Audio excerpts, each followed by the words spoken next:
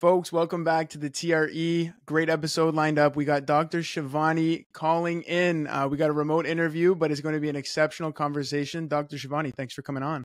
Absolutely. Thanks for having me. Yeah, of course. Of course. We got a great topic around inflammation. This is a huge problem I think everybody either deals with or they don't know that they're dealing with. And I know you have a lot of expertise to shine some light on these things. So just to give listeners a quick high-level overview, what you're going to expect in this episode, my intention is to educate listeners around what inflammation is, how it affects your body, positively or negatively, and what it means to live an anti-inflammatory lifestyle. Because, you know, we all like to do some supplements or we like to do these little blueberries here and there.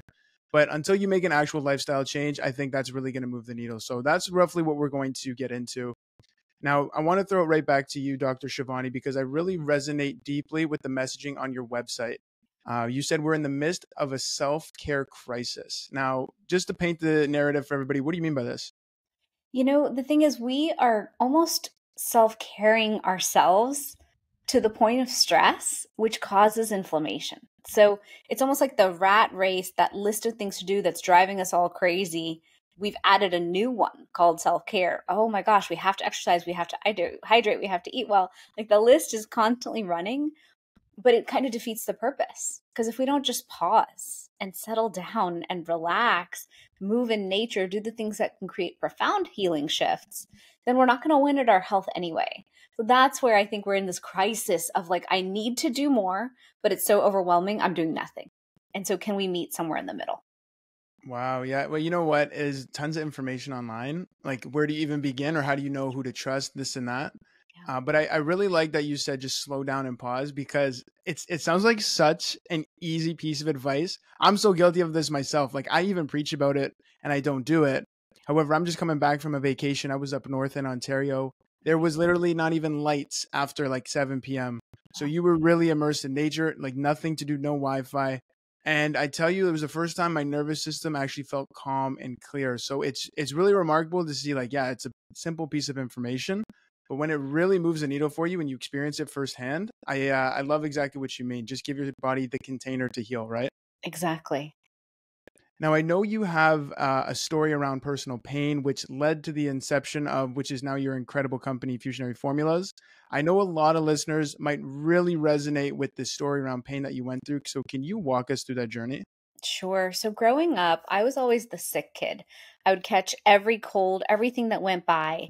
And eventually, by the time I went to college, I realized, you know what? No one is meant to live like this. We're not meant to live with constant gut issues, an immune system that doesn't support us. Why is it that I catch every cold that walks by? When am I going to be able to build this defense system that really works? And so I decided, I was in India at the time with my parents. I said, you know, I want to go study yoga and Ayurveda because I think there's a different way here. And when I learned about turmeric from Ayurveda and the entire Indian medical system, I was like, wow, turmeric can do all of that for us. And so later, fast forward, I threw out my back. And all of a sudden, when I went to the doctor, they gave me NSAIDs for the pain. And I was like, okay, you know, you're saying to take this 24/7, 10 days in a row. Sure. But afterwards, I had this chronic stomach pain every time I ate food. And I thought, whoa, I've discovered this natural system that it got me an immune system and good gut health. But now when I have a pain or a problem and I reach into the Western toolkit, those solutions don't work for me. And that's what led me to going and creating my own solution. Because I was like, I'm going to hurt myself many times in my life. It's normal. We fall, we hurt, we break things, whatever. But where can we find a natural solution that not only is immune supportive, gut supportive, inflammation supportive, but really helps us get out of pain when we need it as well? That's a very important point. First of all, thank you for sharing how you wrapped up that story there with all those amazing benefits that came from the natural side. It's a really big distinction because big pharma, however you want to word them, their pills, prescriptions, and treatments are very one-dimensional in their approach, hyper-specific and targeted to one specific thing with an array of side effects. And that's why I always advocate for natural products, because if you're healing in one area, your body usually can use it for like 5 or 6 other areas. Would you agree with that? Absolutely. And that's what gets me so excited because I'm like, okay, if I can have a multifaceted benefit because this plant is so well received by my body and I don't have side effects, then that's everything I wanted. That's everything I was asking for. And there's so many of those types of plants that exist. People reach into ginger, turmeric, ashwagandha, moringa. Like we're seeing this across the board with people saying, this really helps me with my sleep, my immunity, my stress, all these different things. I like that. Now I'm curious because a couple episodes I had a naturopathic doctor on as well. He advocates again for natural supplementation, natural herbs, all that other good jazz. I think he was Korean. He grew up, so he always grew up around that. Now I asked him because he was in conventional medicine before he switched. I go, what do your colleagues say about making the switch to naturopathic medicine? Like sometimes it can have a little bit of a bad brand or taste in the consumer's mouth. So what would you say to those skeptics out there in terms of either effectiveness, safety, or whatever it is that you like to preach about here? I think nowadays we are taught this mainstream mindset. We've got mainstream media. We've got a lot of systems in place that say just Western medicine is the best. And my argument is, well, for thousands of years, Chinese medicine, ancient Indian medicine, homeopathic medicine, naturopathic medicine, chiropractic schools, putting hands on the patients, Reiki, medical massage, all these systems existed and were profoundly helpful. Right now, we have one system that's dominating as the only way. And look at our level of health and disease right now. It's pretty atrocious. So maybe we should open our minds to the fact that this modern approach isn't necessarily what's best for us. And what's being created out there product wise isn't even best for us. When we're buying cleaning products that are toxic, skincare products that are toxic, when our whole life is about fast food and convenience, we're really signing up for pain instead of vibrant health. And so my argument is look around at what you're doing. And if you don't have the health that you don't, if you don't have the health that you want and you don't have the energy levels you want, maybe something needs to change. And look at all those other toolkits that exist that have incredible solutions. Yeah, that's amazing. That's amazing. Now I want to ask you because in one of your, I think it was a keynote speech or a talk that you were doing, you said at the root of every itis is inflammation. Does that ring a bell for you? Yes. Now, when I got that, I was like the fangirl in the crowd going like, yeah, that's amazing. So just break that down for our listeners. What do you mean by itis and why inflammation is the root cause of that? Why it's important for them now? Sure. So every time we go running to the doctor or to the subspecialist with a complaint, a lot of times they're going to use blood work and different levels of testing to diagnose us. And I love a diagnosis. I'm like, tell me what's wrong, because then I can go to many other toolkits and figure out how to solve the issue. But when they tell you you have arthritis, bursitis, gastritis, any of the itises, anything ending in itis just means inflammation. And then we also know that heart disease, diabetes, cancer, so many of these other issues also are rooted in inflammation. And so the problem is that right now as society, we're like, oh my gosh, I went to the foot doctor, I have a foot problem. I went to the gut doctor, I have a gut problem. I went to the lung doctor, I have a lung problem. Heart doctor, I have a heart problem. But really, it's all interconnected by inflammation. And so we must address inflammation as a society. We have to take all the steps because inflammation being kicked off when we're younger propagates and propagates and spreads in the body until it's this chronic, low grade, persistent inflammation. It's like a forest fire that's getting way out of hand and way out of control. And only then do we start to see and hear kind of the symptoms. We're like, oh, I'm tired. I've got brain fog. I've got a headache. I can't eat anything. Everything I eat, my stomach gets so upset. And all of a sudden, everything's getting louder, louder, louder. And it's interesting because people call it aging. They're like, oh, I'm aging. I'm in my 30s. I'm in my 40s. I'm in my 50s. This is just normal. I'm creaky. I'm achy. I'm losing my hand function. My joints hurt. And my point to people is that's inflammaging. Inflammation. It's inflammation that's pre-aging you and making you think that that's just aging. It's not. It's inflammation wreaking havoc in your whole system. Yeah, and what's dangerous is as you grow older, you become accustomed to that level of inflammation or quote unquote pain, and then it's rampant by the time you had no idea you could have solved it, which is very dangerous. And I want to touch on one thing you said there too, especially when people go to the heart doctor or to the foot doctor, or to the eye doctor. You're going to all these different doctors, and again, this is another important point which we spoke about earlier. Is everything is very one dimensional. All those doctors are specialists in that specific area, and most of the time they're not communicating with each other, right? You're going to each of their clinics separately and they're going to ask, sure, are you taking anything? Great. Let me just take some, or let me give you something that maybe doesn't clash with that. However, the whole of your body is now dealing with 5 different areas of medicine that can just have a massive array of problems for your body. So I think that's a really great indicator too, is like you're going to all these specialists, but if inflammation is the root cause, like find something that removes the root cause of everything causing those externalities. So I Yeah. really love that point. Yeah, absolutely. Now we've talked about how inflammation is aging you, all the problems that could come from it, but like what is inflammation? Like how do we know if we're dealing with it, if we're experiencing it? Because inflammation sometimes is like I don't even know what inflammation is. So Yeah. break it down for our listeners. Yeah. Yeah, most people don't know because we're not taught much about inflammation. We're just told you're inflamed and go do something about it. But there's acute inflammation, which is our body's healthy response. The body wants to survive above all, and it's going to do whatever it takes to survive. So let's say you hurt your elbow or you got a cut. Your body's going to send white blood cells. It's going to send a significant immune response there to deal with it. And that's when you're going to have scarring and then you're going to have healing or a scab that'll protect the body again and protect the skin barrier. But let's say you hurt your elbow, and at the time you were going through a lot of stress. Let's say you had a big toxic burden on the body. Maybe your immune system was down. Maybe you had leaky gut and different gut disruption issues, and your body doesn't fully respond to this well. It responds with inflammation, and then in its confusion, it just continues having an inflammation response. All of a sudden, we start to have this thing called that chronic low grade persistent inflammation. Persistent inflammation is like a forest fire. So basically, the body is in an overreactive response state. It thinks something's wrong, nothing is wrong. And so, because it's in this state of fire alarms going off everywhere and it's trying to deal with it, all of a sudden you're not optimal. You're in fight or flight, you're not in rest and digest, you're creating inflammation in so many different areas, and we're all so different. So some people it shows up like joint pain. For some people it's brain fog. For some people it's gut disruption. It just depends on how your body reacts. And so what's interesting is in modern day times, there's so many things that are causing an inflammatory response by the body. Environmental toxins, so our water quality, our air quality, the chemicals that exist in our paint and our carpet and everything that we own is problematic.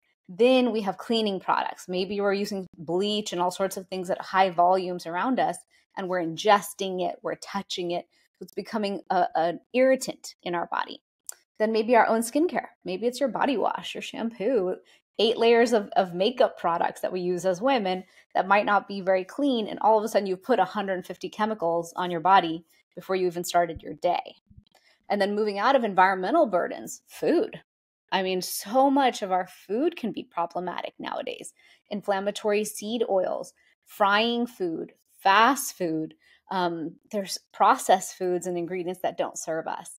And so, really moving our lifestyle to be cleaner in food is very important as well. And then finally, stress. Stress is a big factor as well. So, reducing stress will have a tremendous impact on inflammation. And after that, I would think of maybe viruses and bacteria can kick off inflammation, cigarette smoke. Think of anything that irritates the body. That's going to cause inflammation, anything the body has to battle with.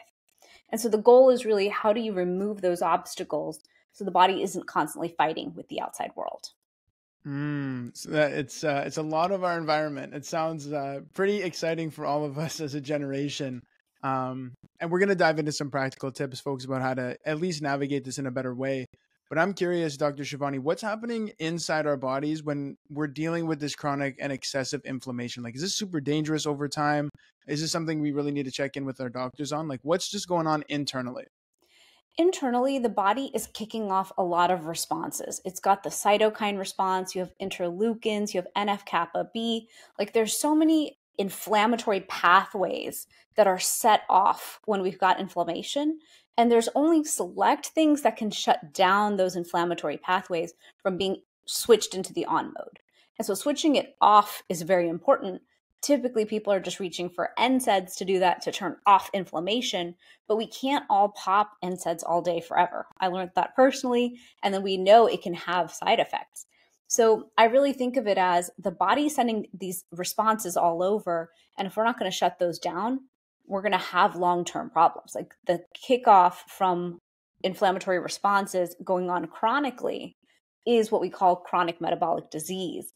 Chronic diseases like heart disease and all of those things. So much of what we're seeing as epidemics in the 50s, 60s, and 70s now, if you notice, are even moving into the younger generations. Why? Because we're kicking off inflammation younger and younger. And Mm. those metabolic pathways and that inflammation starts way younger. Yeah, I like that. And one thing I learned specifically on my show, actually, I interviewed a nervous system healer not too long ago. And her whole thing was a lot around nervous system regulation because, like you said, the stress response can increase inflammation. And this is a very important learning for me because I would try all these different avenues to heal my body. Yes, I'm eating well. Yes, I'm walking. Yes, I'm meditating. However, if I'm never getting my body into that state of balance and homeostasis, it will not heal. If it's in fight or flight, its last job on the to-do list is like, let's sit down and like heal this cut. It's like, no, we got to run. And obviously, everyone always says we're not in the day and age of saber-tooth tigers. However, the brain will operate in that same way. So unless you're giving yourself the space and your body and your nervous system to regulate and balance, all these other externalities that you're doing may not have the positive effect to get you there faster and in a much more sustainable way. What's your thoughts on that? Absolutely. And so Ayurveda, this ancient system of medicine from India, taught us build breaks into your day, build a rhythm into your day, live according to circadian rhythm. Because if we live out of balance with circadian rhythm or nature's clock, we're going to constantly be in fight or flight. And so by building a lifestyle where you take time to be in rest and digest and outside of fight or flight, that's when the body's going to heal. The body's going to allow itself to repair. Sleep also is very key for that. So, sleep is when we clear inflammation and we rejuvenate the body. But if you don't sleep, you're not going to get that benefit. And so, one of my recommendations is always sleep during the 10 to 2 window, because if you sleep from 10 p.m. to 2 a.m., that focus time is when we heal the most. And it's twice as important as sleeping from 2 to 6. And so many people push into their bedtime thinking not a big deal, who cares? But Mhm. all day on we're we're so engaged with our lives, with social media, email. We're kind of on the clock in so many ways all day. And if we don't take those breaks to pause, we're never going to heal. Like our vagus nerve will always be activated, will always be in fight or flight. That's kind of the mode we're almost all in all the time. And we have to actively work to put ourselves out of that mode. Mm-hmm. And I think that goes back to what you said. That very key word there I want listeners to tune in right now is when you said lifestyle. It's not necessarily band-aids on bullet holes. It is a lifestyle change because without all the compartments working together, all the gears working together, you're going to have holes in the areas that are causing inflammation. If you're adding all these things in, but you're not removing the things that are causing inflammation, the teeter totter is still going to be out of balance. So, can you break down like what the difference between an anti-inflammatory lifestyle is, maybe what that looks like, and then just kind of tricks and hacks that people are most likely doing now? Sure. So I consider an anti inflammatory lifestyle a multi pillar approach because it's never just one thing. Nowadays, you have to address each pillar. And so my first pillar would always be a non toxic lifestyle. Why? Because sometimes you can put changes in place once and then you just maintain that change over the long haul and it consistently has that foundational effect. So I really like like an investment that's a great, how do you say it, but like a great return on your investment of time and effort. So let's say it's eating out of glass dishes and not microwaving your food in plastic or heating your food in plastic. That's a step one. That's foundational. That simple lifestyle switch, choosing like, hey, I'm not going to allow plastics around my food. I'm going to put it in glass. That can have a 50-year effect on your health. Just making that one switch. So I would look at your toxic lifestyle, which all of us lead to some extent, and Mhm. just improve it 5% at a time. And the more you do that, the more you'll see there's less endocrine disruptors, there's less microplastics, which we know are going to be an irritant in our system. There's less toxins leaching from plastic water bottles and plastic dishware into our food and into our bodies. Again, those will cause inflammation and things like that. That goes for cleaning products, that goes for skincare. So any change you can make there is great. And what's cool is those products are all costing less nowadays. They're easier to find, and they perform better. So a lot of times in beauty and skincare, we really want performance more Mhm. than we want clean and organic. But that world is finally meeting in the middle, which I love. And then after non-toxic lifestyle, the next big one I would say is sleep. Because if you sleep well, you're going to clear inflammation. But if you don't sleep well, you're just going to have this roadblock or this traffic jam that happens between the lymphatic system and our gut and inflammation. And that traffic jam is problematic. So sleep and investing in great sleep as if it's the most important health ritual you can have a profound impact on inflammation. So I teach so much around sleep and sleep hygiene and sleep rituals and sleep pressure to get great sleep because I'm obsessed with sleep being the number one thing we do. And then after that, I would go into diet, where can we make simple changes that again give us a big benefit? Can we give up fried food? Can we reduce alcohol consumption? Can we figure out of the top inflammatory foods which one has the worst impact on us and just reduce our usage of it? So for example, I don't tolerate cheese well, but I love cheese. So I'll switch to like feta cheese or Parmesan cheese that has a much lower impact, but I can still enjoy it. So really making substitutions, but being smart about it can be effective. And then finally, I would say stress. Because stress has such an impact on inflammation, we know that stress response, gut-brain axis is connected, and in Ayurveda, gut health is the center of all health. Honoring gut health, honoring stress, and how we respond to things can be a beautiful way to reduce inflammation and support an anti-inflammatory lifestyle. That's amazing. You covered all the bases. I was just kind of checking them off my brain. I was like, yep, yep, yep. I don't even know how much I want to add to that because it was such a robust answer. But I really like the fact that it was holistic in the way that you said, because that's what we said, a lifestyle. And there's multiple facets to the lifestyle. And we really do become one dimensional in our thinking. I want to geek out on the gut for a second there Sure. because you mentioned it at the end. I am also an advocate because I know how much it regulates our hormones, our appetite, our healing process, because I think it's 70% of our immune system is in the gut. Is that right? Yep, correct. Yeah. And the other thing, and this is where I always like to talk about mental health with gut health as well, is the gut is also one of the biggest endocrine producers of the body where hormones get released. So I always like to say, imagine you're running a business, like a manufacturing facility down in your gut. Now imagine they're producing all the hormones you need, serotonin, dopamine, that gets produced in the gut. A lot of people don't know. Yep. Those are your feel-good hormones, meaning you're going to get a much better mood boost. Now imagine your workers were trying to build those hormones in your manufacturing facility, but it's on fire. The orders aren't going to go out well. They're going to mess up the construction of it, and it's going to be dysregulated. And now, because you have a gut problem with constant inflammation, because everything is connected and holistic, you're now going to have more anxiety, more depression. Those dopamine and serotonin hormones, which are really big for mood, are not getting produced well. And then even to take it a step further, I got to geek out here, is serotonin is a precursor to melatonin, meaning that's your feel-good sleep hormone or sleep quality hormone. So now if you're damaging the gut through constant food, seed oils, processed foods, and other bad habits, you're now affecting your sleep because your body can't produce melatonin in the way that it normally does. I think melatonin is produced like 400 times more in the gut than the brain. Is that right? Do you know the Yep. exact number? Yeah. I don't know the exact number, but that sounds right.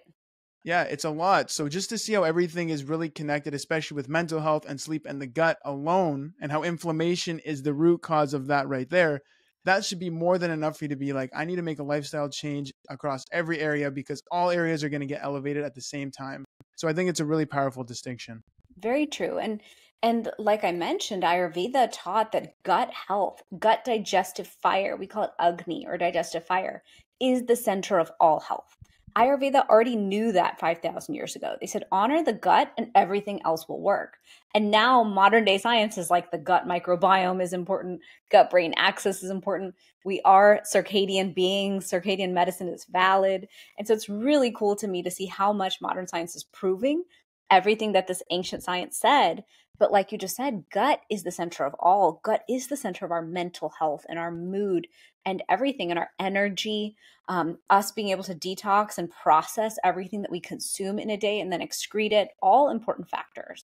And so if we're not honoring gut, we're not going to have great brain health. We talk about type 3 diabetes now as Alzheimer's, dementia, Parkinson's, all the brain issues we're seeing coming out in society at epidemic levels. And we're forgetting gut brain connection. Like, how long did we dishonor the gut to then have those after effects later? And it's not that we're purposely dishonoring. I grew up as an American kid eating my I'm not going to name the brands, but eating tons of fast food all the time because that's what we did on the way home from dance or any activities. But when it comes to my own kids, we know better now. And a lot of these things are produced with worse ingredients. So we have to be so vigilant and say, you know what? My gut is not a garbage disposal that can just grind up anything. It's to be honored and loved. And I don't want holes in my gut. I don't want leaky gut and then I'm inflamed forever. I want this healthy, robust gut that then gives me everything else I want. I want a brain that's like sharp and on point at all times. I want an immune system of steel so I don't catch anything going around. I want a system that can process and get rid of whatever I accidentally or inadvertently eat that's not good for me, but that also takes in and absorbs all the nutrition and benefit from all the stuff I do put in. That's a big deal, as nowadays we have such unhealthy digestive systems. We're not even absorbing the minimal nutrients that exist in our food.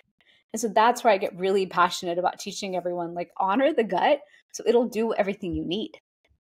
That's amazing. Yeah, and absorbing, like eating food is one thing, but absorbing nutrients is another thing. So I really like that point. I want to quickly touch again though on those neurodegenerative conditions that you were talking about, like Alzheimer's.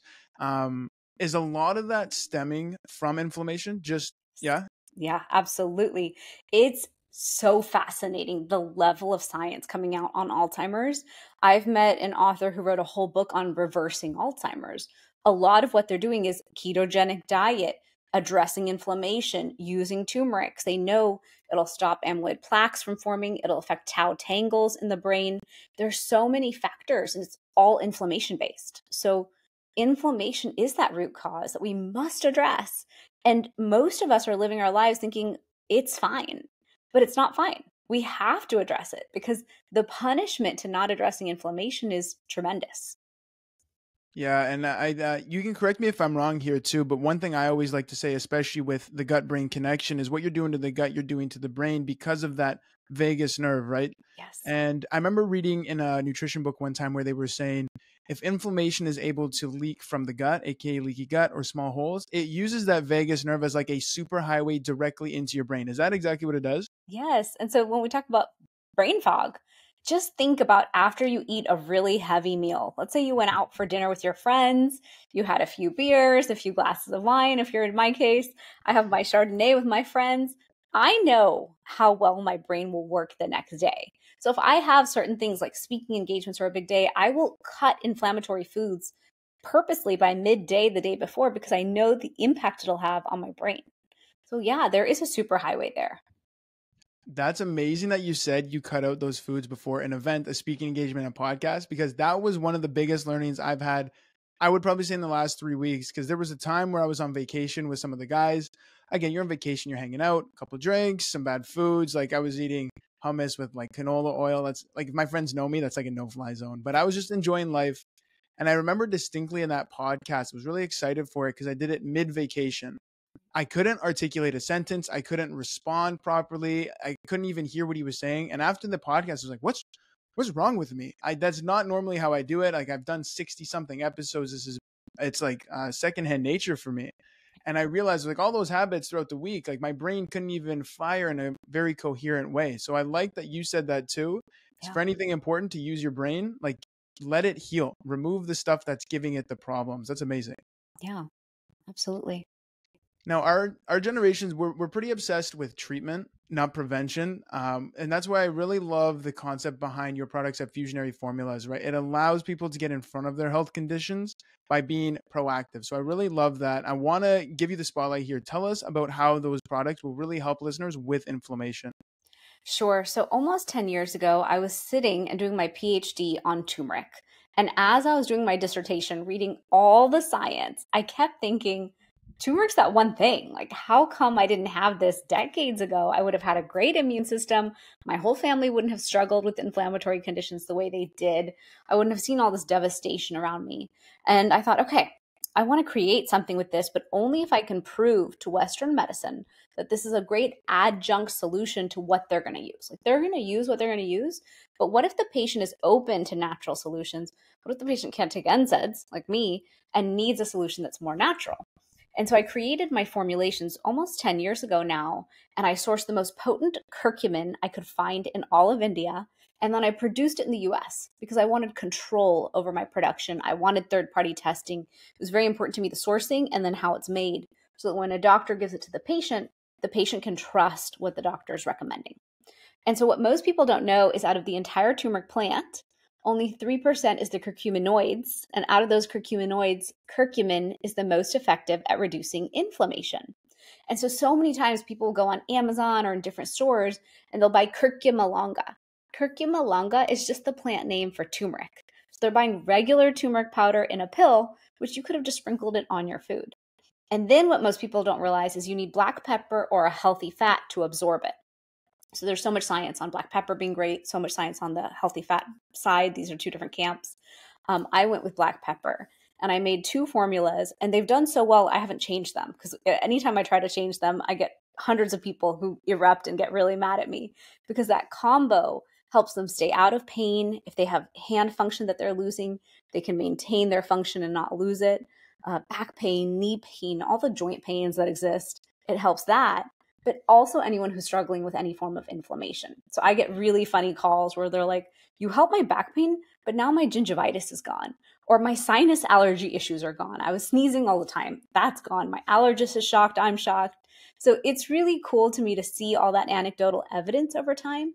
And then the doctors share with me what happened to their patients. So we're sold online. We're soon going to be on Amazon as well, just to make it convenient to people. But my doctors give me a lot of data. So I work with orthopedics, functional medicine, chiropractic, primary care doctors, even GI doctors now, because we have a new study that showed curcumin's as effective as PPIs, proton pump inhibitors for people.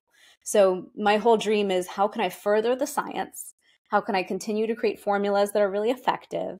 And then once I created the turmeric formulas, I made sleep formulas, I made menopause tea. So I'm constantly digging into the adaptogenic toolkit of Ayurveda to see what else can I create for people like me who need that level of support every single day to stay healthy.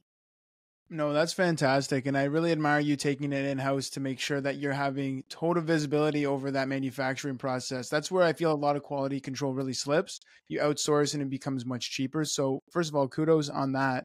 Yeah. And I'm curious, is it like just one a day, like a simple shot, boom, and then on to the next? Like it's that simple to find the benefits that you're saying? You know, in turmeric, we want you to take it twice a day because it has such a fast uptake in the body. There's so many pathways that just grab it and use it. So if you spread it out to twice a day, you continue to have the benefits around the clock. Like one in the morning, one at night kind Yeah. of deal? Yeah. Yeah. One in the morning, one in the evening, or at night. And you said it has a fast uptake, almost like white sugar, it just goes like right into the body as fast as possible. It does. It goes right in. It has an impact on NF kappa B, so many of the interleukins. So it's interesting the way I've seen it work with people is when they have a bigger issue, it goes after the big problem first. And then once that's settled and cooled down, then it goes after all the smaller ones. Interesting. Yeah. And one important part about what you said there, especially in your recipe, is the fact that you have black pepper alongside the curcumin because I believe it increases the bioavailability. Like what is it, like 100x? Is whatever the number? 2000%. 2,000, like insane. Yeah. And I feel like if you just knew that specific part rather than just taking a turmeric shot, like just turmeric, it can make your what do you call it? Results come along much faster. Wouldn't you agree? Yes, and that's the thing is a lot of people are taking turmeric in juice form. A lot of them are using the spice, sprinkling it on their food. But we know that a therapeutic dose can provide significant results. And so going back to the thought of we're all inflamed, as a society, we know we're inflamed, but then we're thinking sprinkling it on our chicken works. That's like saying I can eat an orange for fighting off the flu. The Mhm. proportion isn't quite right. And so that's why I like to explain to people it's only 3%. And of those three, the curcumin is the most effective. So, how much turmeric are you going to consume to get that 1% that's going to drive the best result? And so that's where extracts come in, potency comes in, someone sourcing it the right way, but also formulating it the right way will drive a completely different result. Because a lot of people tell me they took turmeric, but it didn't do anything for them. Yeah, And then that's a they key take mine distinction. and they're like, whoa, oh my gosh. I'm like, yeah, that's because I'm obsessed. And I gave you the full 500 milligrams at the right potency. No, that's fantastic. That's fantastic. And yeah, listeners, Dr. Shivani was grateful enough to give us a discount on her product. So check it out in the show notes. I would have said this at the beginning of the podcast, but click below. She's got a great array. And thank you again, Dr. Shivani, for that. But before I let you go, I want to get into a little bit of food here, and especially in the area of conventionally raised animals. Uh, a lot of the time, people think, we're eating a carnivore diet or a low carb diet. I should be completely healthy. Now, providing that most people can't afford that elitist mentality of grass-fed butter, grass-fed beef, it's very expensive. So what they normally do is switch over to conventionally raised farm animals, chickens that are grown in these coops. What I always like to say is these animals are fed foods that spark inflammation in them. So first of all, it's like corn and soy laced with a bunch of antibiotics, which again cause inflammation, omega-6 oils that are going into their flesh. And people think, well, oh man, the animal's eating that, I should be fine. You're eating the flesh of the animal that's inflamed. So I like to think every time you're eating a bite of a conventionally raised animal, you're eating like a nice scoop of inflammation alongside every single bite. Now, conventionally raised animals is just one thing, and again, you can give your 2 cents on the agriculture specifically. But are there any foods that you never give your friends and family because of this reason? I'm very curious. I have a lot of food rules and a lot of food laws inside of my brain. Almost too many. I think when you're in the health and wellness world, you're very a like black and white, A and B about food. But I also have been in the health and wellness space as a practitioner for long enough. So when I sit down with my clients, I'm always like, what is your diet? Let's talk about it. What is most inflammatory out of what you're doing? Where can a few small switches really benefit? Do we have to be all organic, all perfect all the time? No. We actually want the body to be resilient and be able to process everything that we give it. But we also don't want to insult the gut digestive system by throwing everything at it. So yeah, I'm always frustrated by the level of toxic burden we're putting into the body sourcing conventionally. And I think about that a lot because I source organic pasture raised eggs for home, but if I'm eating out, I have zero control over what you're sourcing, how you're sourcing it, and what the quality is going to be and how it's going to land in my body. So when I go out, I eat at very few restaurants, like farm to table restaurants, because I know if I eat there, I'll feel good after. Anywhere else that I eat, I don't feel good after I eat. So what's the fun in eating out if you're always feeling sick and unwell and lethargic and really inflamed afterwards? So yeah, I really do think that sourcing our food better and better is a key piece to reducing inflammation over the long haul. Whether we cut out conventional meats and switch to organic and pasture raised and cleaner sourcing, whether we do that with our dairy, with our grains, with our fruits and vegetables, with our fats, every category that you can improve in, even in little ways, can make a really big difference. Huge. And one thing I always say, especially with people looking to reduce inflammation through food, is two things. Shorter the ingredient list, the better it's going to be. It sounds so simple. Like even when I preach it, I'm like, I know it sounds like such basic information, but if you read the ingredient list of most of the stuff we buy in the store, it just looks like it's going to cause inflammation. And I used to work at a processed food company.